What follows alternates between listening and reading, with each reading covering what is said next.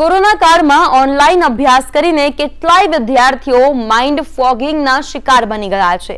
વિદ્યાર્થીઓ છેલ્લા 1.5 વર્ષથી શાળાએ નથી ગયા અને શિક્ષકો પાસેથી સીધું શિક્ષણ નથી મેળવી શક્યા, માટે હવે તેમને પરીક્ષાનો ડર સતાવી રહ્યો છે।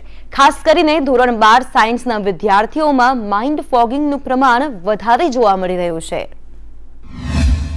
માઇન્ડ ફોગિંગ કોઈ નવી બીમારી નથી, પરંતુ વિદ્યાર્થીઓની વર્તમાન મનોદશા છે।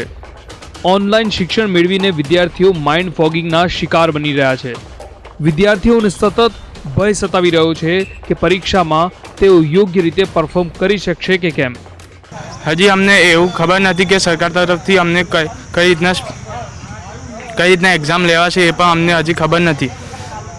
સ્કૂલમાં જવાનું કે નહીં જવાનું હજી અમને ખબર નથી। ઓનલાઈન લેક્ચર દરમિયાન અમને હજી ખબર નથી પડતી કે શું ભણીએ છીએ એ પણ નથી ખબર પડતી। ઓનલાઈન દરમિયાન અમને કંઈ જ ફાવતું નથી ભણતા, અને બોર્ડની એક્ઝામ લેવાશે કે નહીં લેવા હજી સરકાર તરફથી કોઈ નિર્ણય નથી આવ્યો। સતત સરકારના બદલાતા નિર્ણયો અને પરીક્ષાની ઓનલાઈન થયેલી તૈયારીઓ વચ્ચે વિદ્યાર્થીઓ અવઢવમાં મુકાઈ ગયા છે કે આખરે તેમની કારકિર્દીનું શું થશે।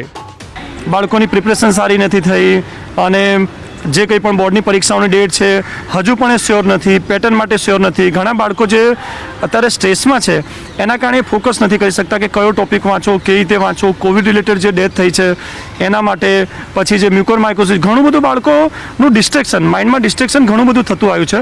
એટલે જે ડિસ્ટ્રેક્શન છે એ ડિસ્ટ્રેક્શનના કારણે બાળકો ફોકસ કરતા નથી, અને ફોકસ ના કરી શકવાના કારણે જે સ્ટ્રેસ લેવલ ભેગા થાય છે એને માઇન્ડ ફોગિંગ કહેવાય।